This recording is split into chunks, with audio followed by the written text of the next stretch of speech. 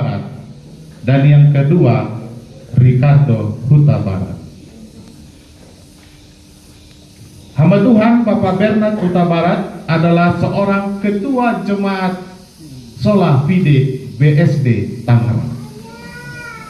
Oleh sebab itu, mari kita persiapkan hati dan pikiran kita mendengarkan nasihat firman Tuhan. Sebelumnya kita akan mendengarkan ayat inti Sabat siang ini. Ayat inti kita pada hari Sabat ini diambil dari Wahyu 2 ayat 10. Jangan takut terhadap apa yang harus engkau derita. Sesungguhnya iblis akan melemparkan beberapa orang dari antaramu ke dalam penjara supaya kamu dicobai, dan kamu akan beroleh kesusahan selama 10 hari. Hendaklah engkau setia sampai mati, dan aku akan mengerjakan kepadamu mahkota kehidupan. Ya, ketua jemaat dan seluruh anggota majelis dan seluruh anggota jemaat yang sudah menerima kami pada Sabat pagi hari ini. Bapak Ibu, kami sangat gembira datang ke tempat ini pada pagi hari ini. Sangat gembira. Pertanyaannya, apakah Bapak Ibu juga gembira melihat kedatangan kami? Karena kalau tidak, saya hanya punya waktu 25 menit. Kalau tidak gembira, saya buat 15 menit. Karena untuk apa kami melayani kalau Bapak Ibu tidak merasa dikuatkan, ya? Tapi karena Bapak Ibu gembira, maka saya tambahi 5 menit menjadi 30 menit. Baik Bapak Ibu. Bapak Ibu, kami adalah teman-teman yang dulu pernah satu SMA di Medan, ya, di Siantar, ya, SMA Martoba, kira-kira 35 tahun yang lalu, ya. Jadi Bapak Ibu, ini adalah bentuk komitmen kami untuk bertemu supaya kami boleh saling menguatkan, dan kami dalam pertemuan-pertemuan kami melakukan hal-hal seperti ini. Ya, kita ketemu, kita berbakti di mana, dan kebetulan Ibu Esma ini adalah salah satu teman kami di SMA yang paling baik. Dan saya lihat sampai hari ini pun tetap baik. Dan yang paling menggembirakan, dia masih duduk di dalam gereja hingga pada saat ini. Itu yang terutama. Ya, karena biarpun dia menjadi anggota DPR RI, kalau dia tidak lagi berada di dalam gereja, tentu tugas dan tanggung jawab kita untuk membawa dia supaya datang ke dalam gereja. Betul ya Bapak Ibu ya? Nah, Bapak Ibu, kami adalah orang-orang biasa. Kami hanya orang-orang biasa, tak punya uang, tak punya jabatan Bapak Ibu ya. Tapi kami ingin menjadi orang luar biasa. Itulah sebabnya waktu pendeta tanya perkenalan, saya bingung mau tulis apa Bapak Ibu. Ya, saya tulis saja saya punya istri, saya punya anak, kemudian saya melayani di dalam gereja Tuhan. Tidak ada pekerjaan dunia yang patut kami banggakan. Karena kalau Yesus datang nanti sore, semua itu habis Bapak Ibu. Ya Bapak Ibu ya, jadi memang kami hanya orang-orang biasa yang saat ini kami ingin mengisi masa-masa hidup kami di atas umur 50 tahun ini untuk sering bertemu satu dengan yang lain. Kami berjanji untuk tidak bertemu dalam acara-acara sekular, tapi kami bertemu dalam acara-acara ibadah seperti ini Bapak Ibu. Ya, walaupun mungkin ada beberapa di antara teman kami bisa bikin acara sekular yang luar biasa, tapi dia memilih untuk melakukan hal seperti ini. Kalau tadi Bapak Guru Jules mengatakan setelah 40 tahun 40 tahun ya bilang tadi ya, 37 tahun. Ya memang karena kebetulan baru kali ini dia ikut bersama-sama ya. Jadi ini juga warning sebenarnya untuk dia, supaya juga jangan terlalu fokus pada pekerjaannya, melupakan teman-temannya.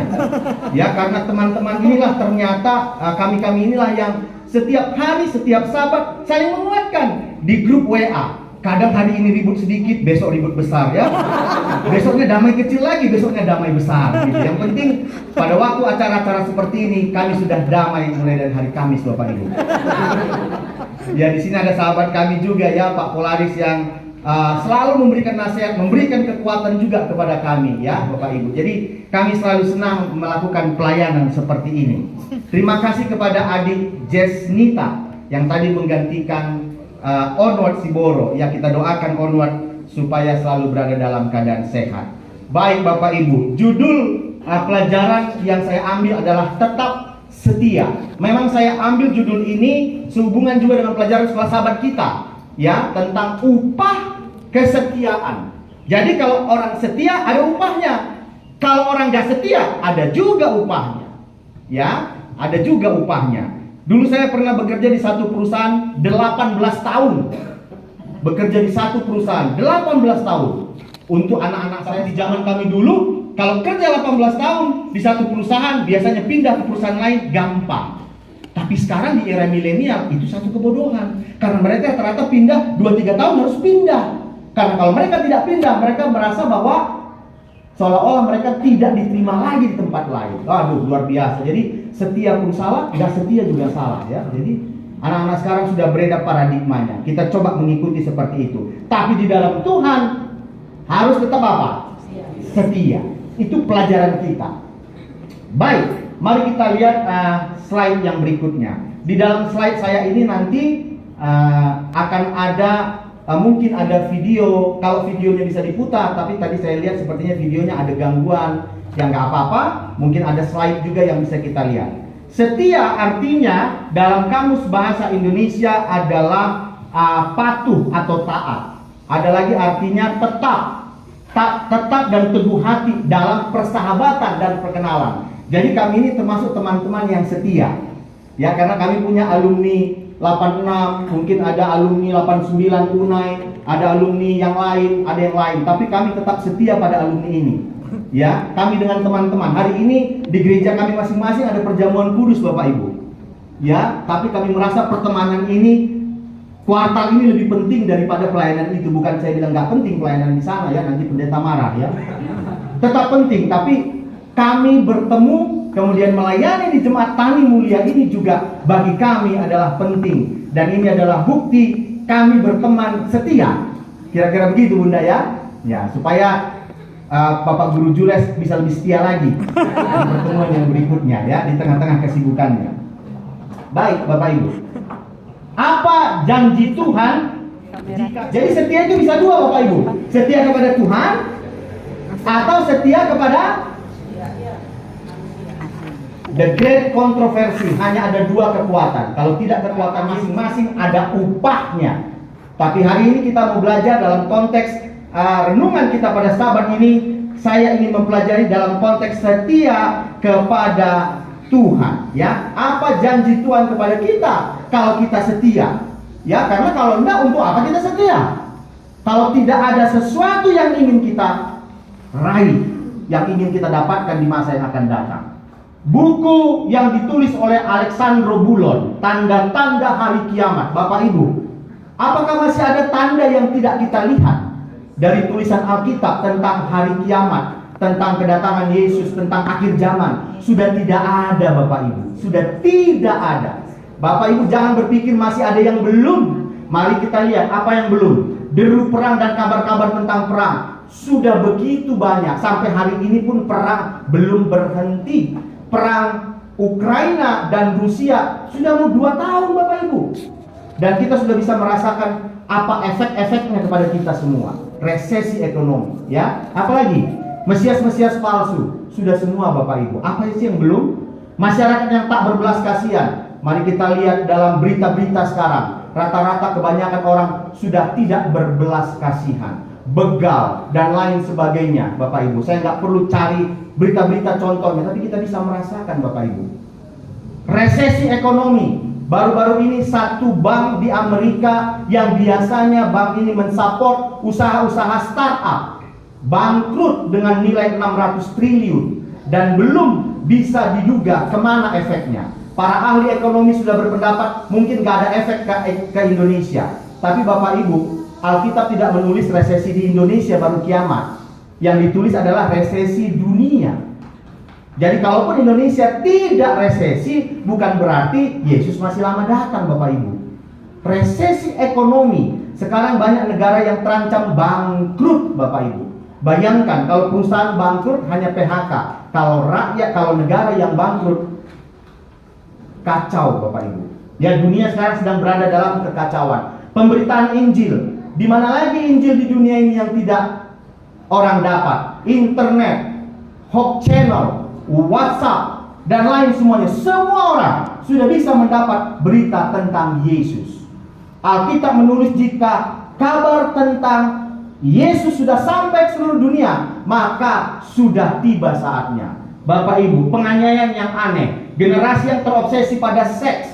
Sekarang ada satu provinsi di ujung Pulau Sumatera yang sudah mulai melegalkan untuk poligami. Bahkan ditulis di sana kalau bisa gubernur istrinya 3, ya, camat istrinya 2. Dibuat ketentuan. Manusia sedang terobsesi pada apa? Seks. Dan ini adalah ciri-ciri seperti zaman Sodom dan Gomora. Dan ciri-ciri seperti pada zaman siapa? Nuh. Ya, sudah sangat-sangat mirip keadaan kita sekarang dengan keadaan zaman dulu ketika dunia ini dimusnahkan. Ketika Allah Bapa begitu murkanya melihat keadaan dunia. Kita bisa belajar, ya. Jadi sudah tidak ada lagi Bapak Ibu. Maka saya beranggapan sebenarnya saat ini Yesus sedang memberi kesempatan terakhir kepada kita untuk kita tetap setia.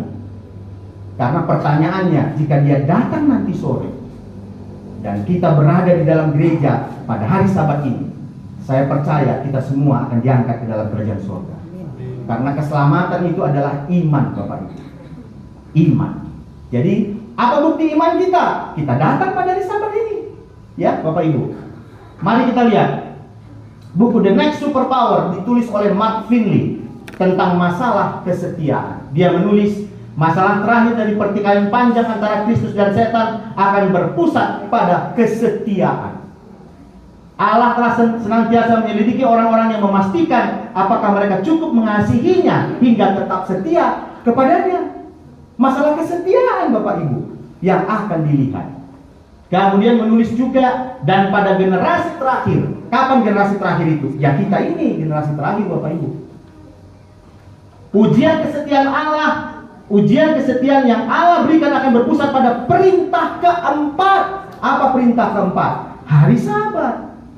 Jadi kalau Bapak Ibu masih datang ke gereja, masih menguduskan hari Sabat, walaupun tidak di gereja ini, tapi mungkin di tempat lain, Anda masih ingat akan kekudusan hari Sabat. Itu menjadi satu ciri bahwa kita masih tetap setia kepada siapa? Pada Tuhan. Ya, Bapak Ibu sekalian, kalau begitu kita tahu bahwa kita perlu menjaga kesetiaan kepada Tuhan. Bagaimana caranya kita menjaga kesetiaan itu? Karena itu akan menjadi pertanyaan juga bagi kita. Bapak Ibu, kesetiaan memerlukan komitmen dan tekad yang kuat. Contoh, pada hari Sabat ini aku akan meninggalkan semua pekerjaan duniawiku. Aku datang kepada Tuhan. Itu komitmen. Dan harus diwujudkan dengan apa? Tekad. Untuk apa? Untuk datang tepat waktu pada hari Sabat. Itu adalah tekad. Itu adalah bukti kesetiaan. Jadi kalau Bapak Ibu bilang, saya setia hari Sabat, tapi kita datang jam 1 siang, kebaktian selesai jam 12, apakah itu menunjukkan kesetiaan? Tidak. Istri saya bilang, jemput saya jam 9, ya. Saya berjemput dia satu tempat, kemudian saya datang jam 11, karena saya memang berlambat-lambat. Apakah itu bukti kesetiaan? Bagi saya mungkin bukti kesetiaan, yang penting kan saya datang. Tapi bagi istri saya tidak. Itu tidak ada komitmen kesetiaan. Bapak Ibu, bapak yang satu ini namanya Loyal Lee Guan Jun, umur 57 tahun. Dia mengubah truk peternakan menjadi mobil rumah dan menggunakannya untuk bepergian ke daerah-daerah yang ada di Cina untuk mencari istrinya. Istrinya namanya Yao Guo yang hilang di Beijing sudah setahun lebih.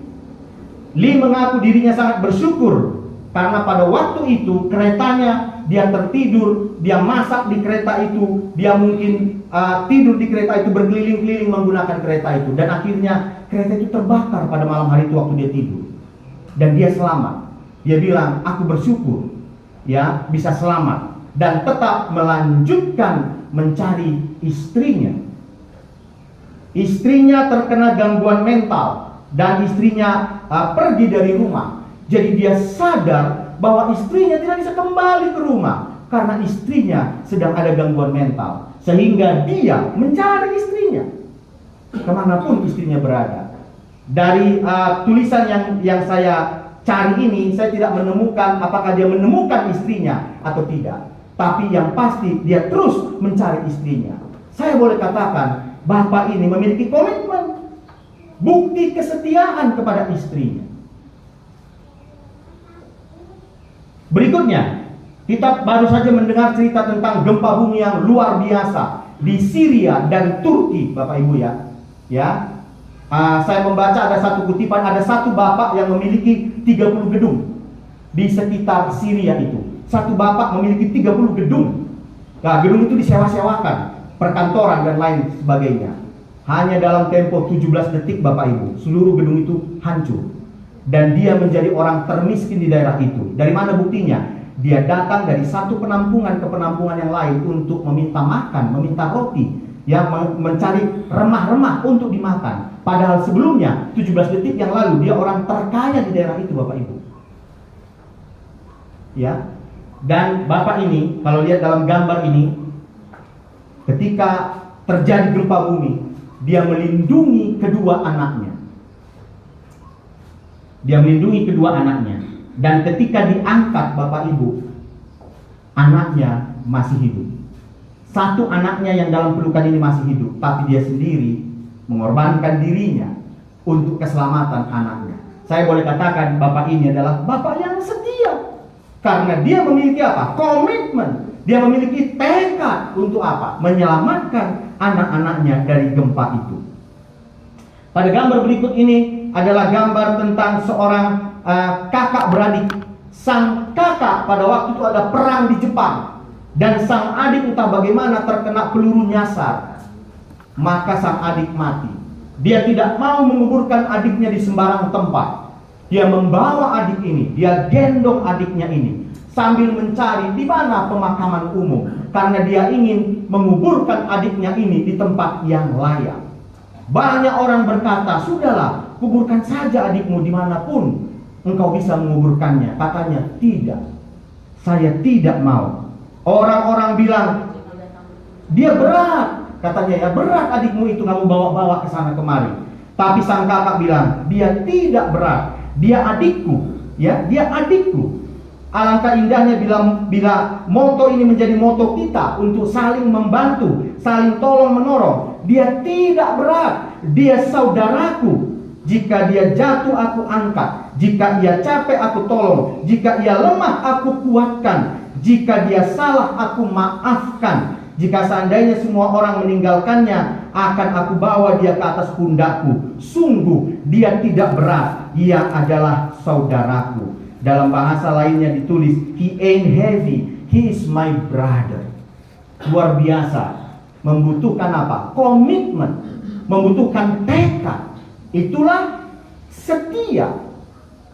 Dalam sumpah pernikahan, pendeta sering pendeta dalam suka dan duka, baik sakit maupun sehat. Ya. Nah, kita boleh ingat-ingat terus janji pernikahan itu. Ya, karena kesetiaan itu penting dan Allah sangat-sangat menghargai kesetiaan. Sesama manusia maupun hubungan kita kepada siapa? Kepada Allah di sorga. Yosua ketika mulai memimpin bangsa Israel, kita tahu bahwa dia adalah orang yang ditunjuk Tuhan untuk membawa bangsa Israel ini memasuki tanah Kanaan. Dan Musa sudah berulang kali mengingatkan mereka dalam buku Ulangan tentang siapa Allah yang membawa mereka keluar dari tanah Mesir. Yang membawa mereka keluar dari apa? Dari kesesakan, dari kesulitan hidup, dari perbudakan 400 tahun di sana. Yosua mengingatkan mereka kembali. Yosua meminta bangsa Israel untuk dapat menjaga kesetiaan mereka kepada Tuhan. Dia menginginkan kembali tentang bagaimana Allah memanggil bapa leluhur Israel, yakni Abraham, sampai bagaimana Tuhan menjaga dan menuntun mereka di padang gurun hingga bisa sampai di tanah Kanaan.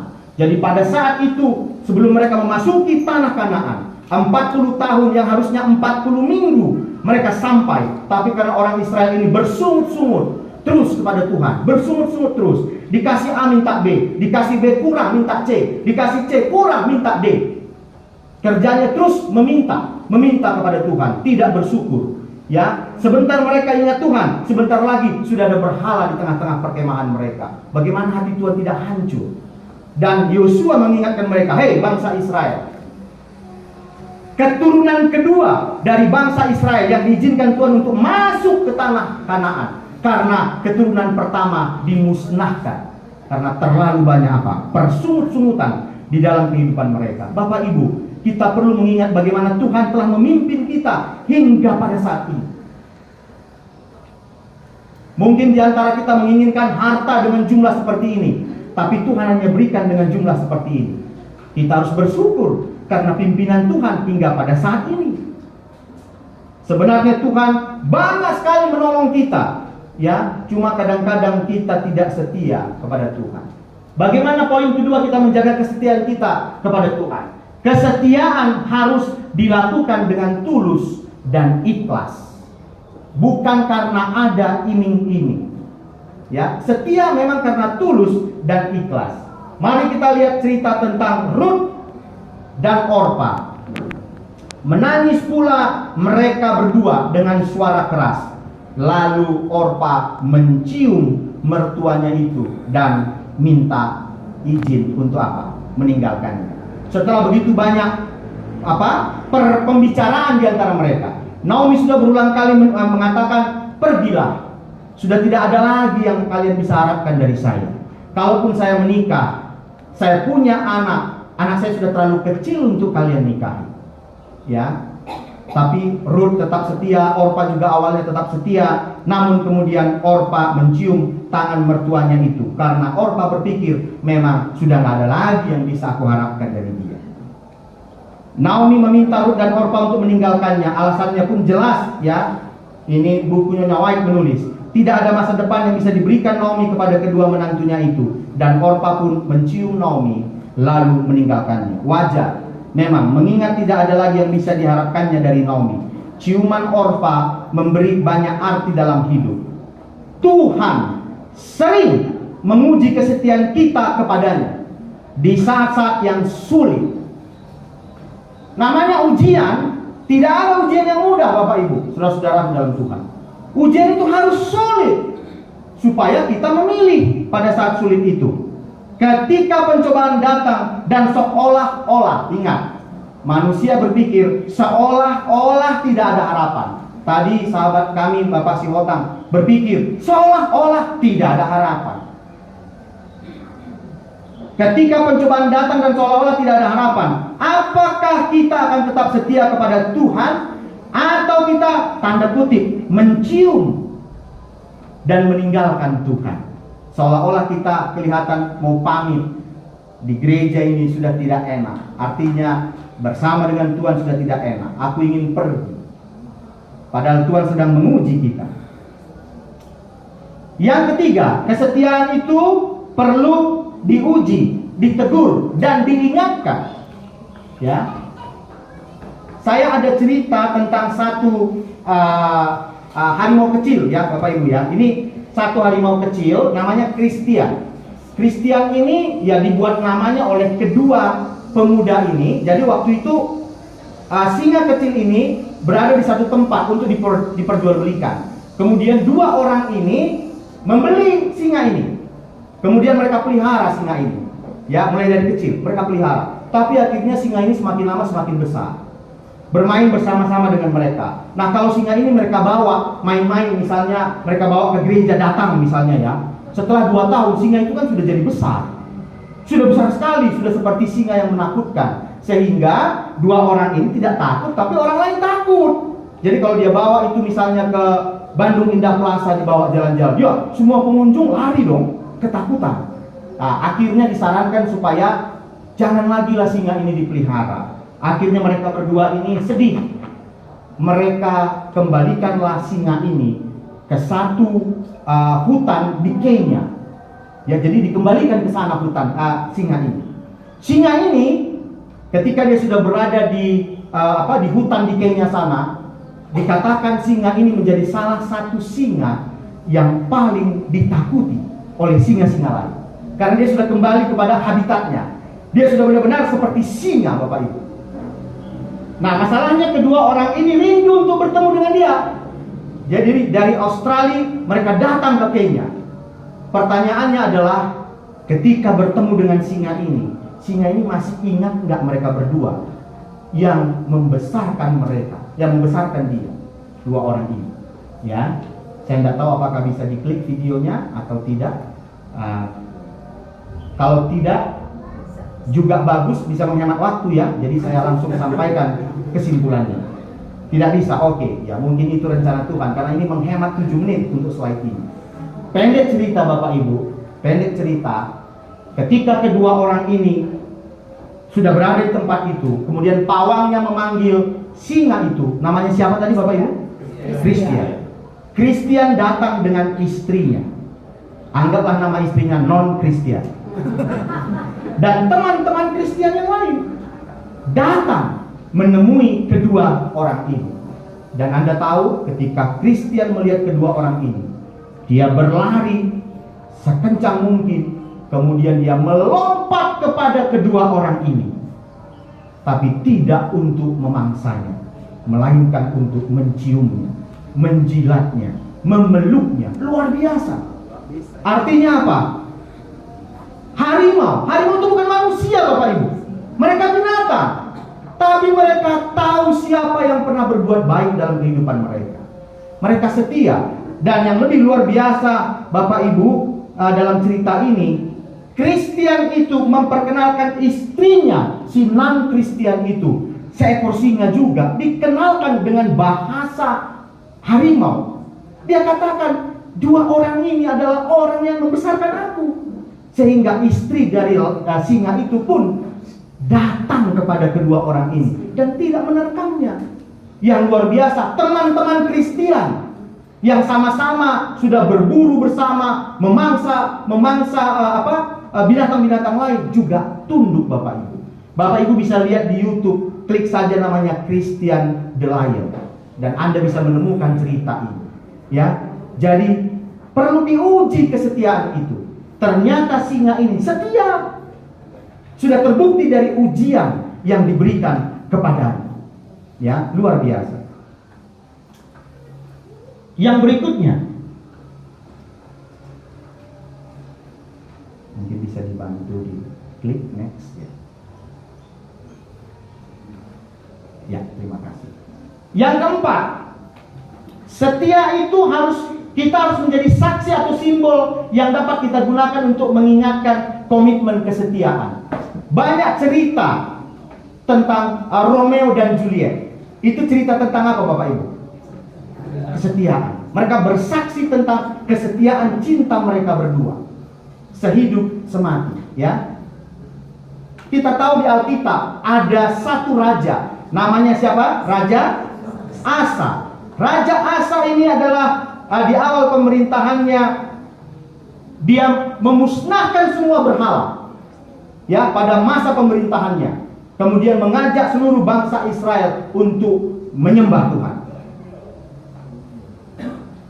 Tetapi akhirnya, saya persingkat ceritanya, pada waktu dia sakit, dia meninggalkan Tuhan.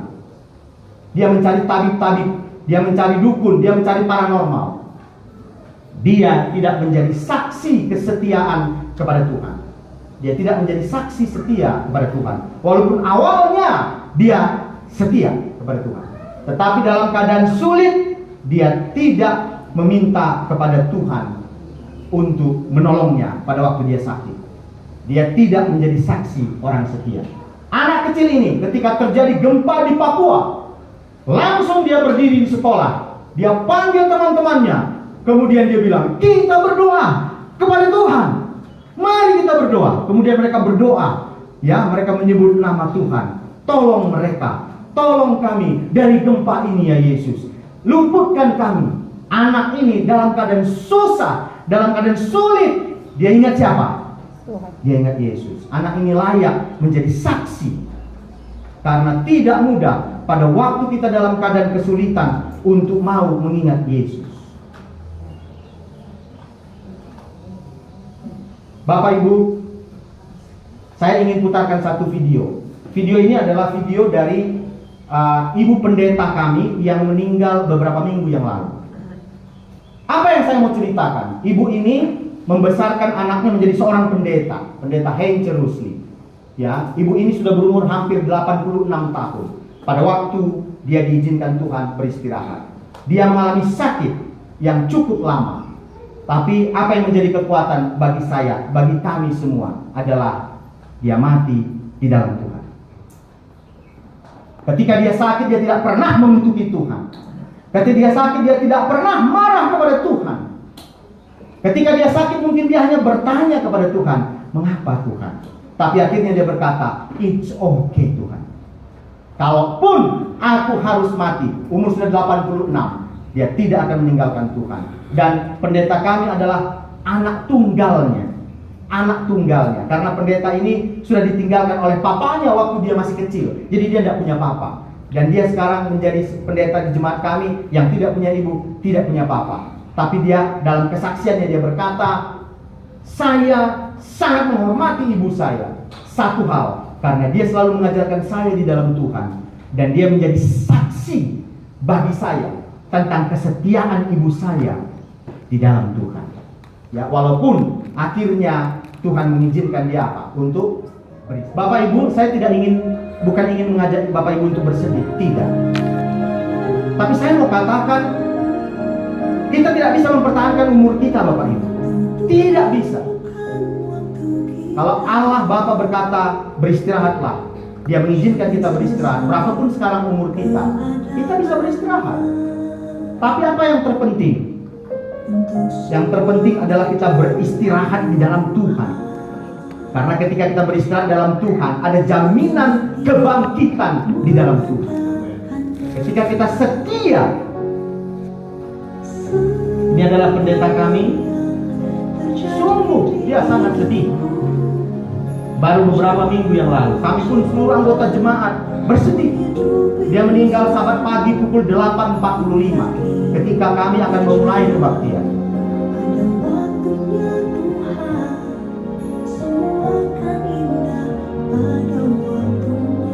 Saya mohon maaf bila mana ada beberapa orang yang mungkin mengingat orang tuanya, keluarganya, adiknya yang sudah diizinkan Tuhan beristirahat.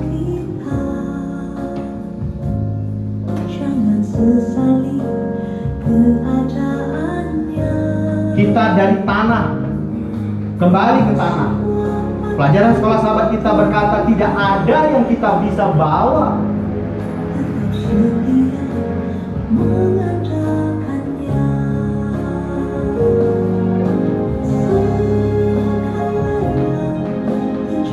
Kita anggota jemaat berusaha untuk memberikan kekuatan kepada pendeta kita. Tapi dia, walaupun dia pendeta, dia juga adalah manusia biasa. Dia juga harus menangis. Sudah terlihat tidak sekuat ketika dia memberikan kekuatan kepada orang lain ketika keluarga orang lain yang berduka. Tapi ketika dia juga menghadapi kedukaan, dia sama seperti kita. Mungkin dia juga bertanya kepada Tuhan, mengapa engkau izinkan Tuhan sekarang? Terima kasih. Tapi pada poinnya dia berkata, aku bangga memiliki ibu yang setia kepada Tuhan. Jadi ibunya menjadi saksi kesetiaan kepada Tuhan.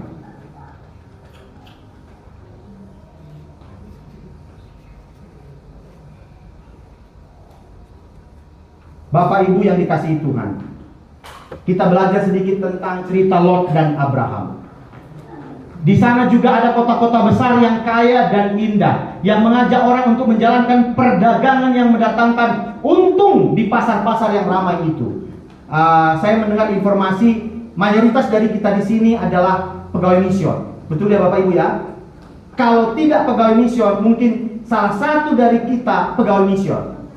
Kalau saya perhatikan lagi, kalaupun dia tidak pegawai mision, bapaknya dulu pegawai mision. Ya, atau papanya dulu pendeta. Papa saya pegawai mision. Ibu saya pegawai mision. Ibu saya lebih setia dari papa saya. Ibu saya 40 tahun pegawai mision. Papa saya cuma 18 tahun, dia mission impossible. Ya, karena dia keluar dari mission karena satu dan dua hal. Ya kita mengerti di dalam mission ini pun banyak sekali watak-watak manusia yang kadang-kadang dipengaruhi oleh setan. Benar ya Bapak Ibu? Tapi ibu saya setia 41 tahun. Dari mulai umur masa pensiun 30 tahun, saya sudah bilang, ibu sudahlah, berhentilah. Ibu sudah tua, dia bilang, tidak. Mami gembira menjadi pegawai. Dia seorang perawat biasa Bapak Ibu. Kami lahir dari keluarga biasa-biasa saja. Tapi dia menjadi saksi dalam hidup saya. Ya. Lot dan Abraham. Abraham bilang kepada Lot, engkau mau pilih tanah mana? Timur atau barat? Terserah. Luar biasa. Sebenarnya Abraham tidak layak melakukan itu. Karena Abraham itu pamannya, Lot itu kan ponakannya. Iya kan? Tapi dia berikan pilihan kepada Lot. Lot melihat matanya kepada apa? Kota yang terlihat mewah. Ya. Kalau dia berdagang di sana untungnya besar. Sementara daerah lain itu hanya daerah-daerah yang biasa saja, tidak subur.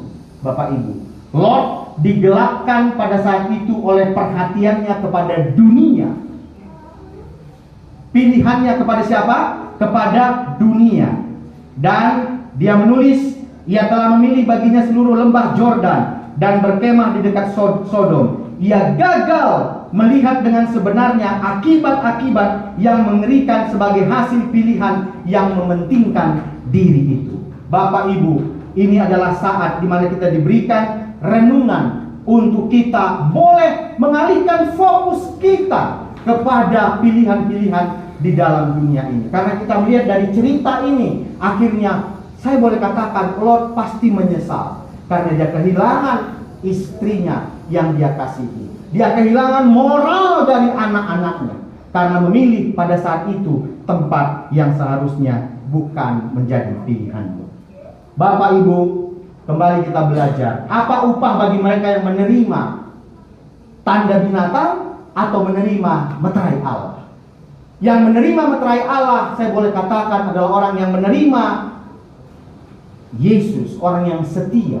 Mari kita baca di dalam Wahyu 14 ayat 9 sampai dengan yang ke-13. Ini adalah pekabaran malaikat yang ketiga.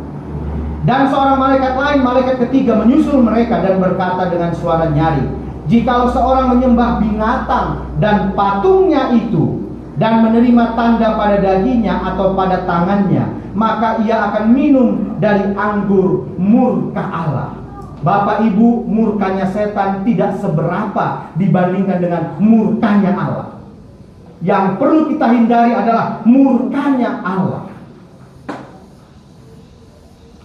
yang disediakan tanpa campuran dalam cawan mukanya, dan ia akan disiksa dengan api dan belerang di depan mata malaikat-malaikat kudus dan di depan mata anak domba. Inilah murka Allah yang perlu kita hindari. Maka asap api yang menyiksa mereka itu naik ke atas sampai selama-lamanya. Dan siang malam mereka tidak henti-hentinya disiksa, yaitu mereka yang menyembah binatang serta patungnya itu, dan barang siapa yang telah menerima tanda namanya. Ya, sekarang kita banyak belajar akan tanda binatang dan lain sebagainya. Kita ambil saja kesimpulan, tanda binatang itu bukanlah Allah. Itu adalah Lucifer dan seluruh pengikutnya. Meterai Allah adalah tanda. Hari Sabat juga meterai Allah. Ya, kita yang dimeteraikan oleh Allah, berarti kita adalah orang-orang yang apa? Yang setia.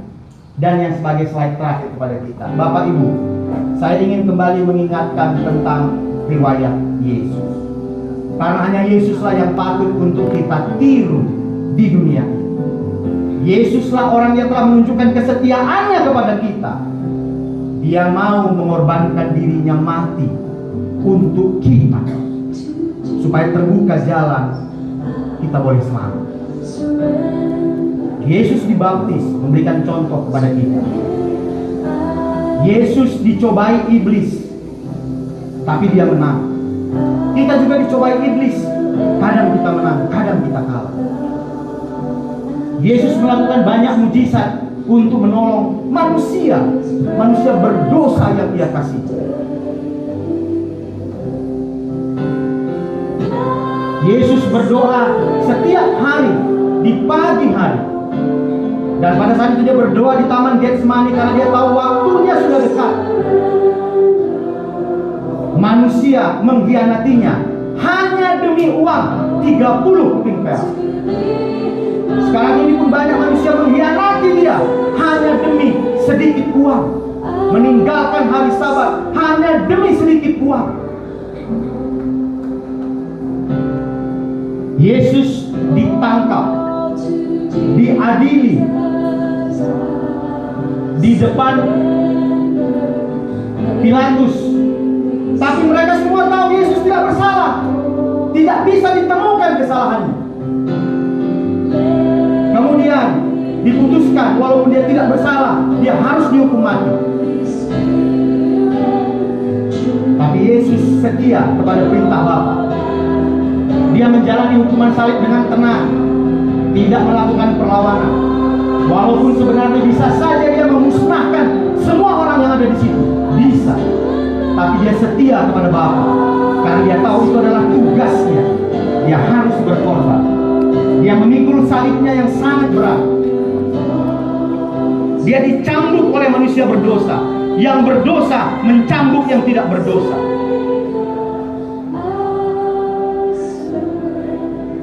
Dia terjatuh karena begitu beratnya beban yang harus dia pikul.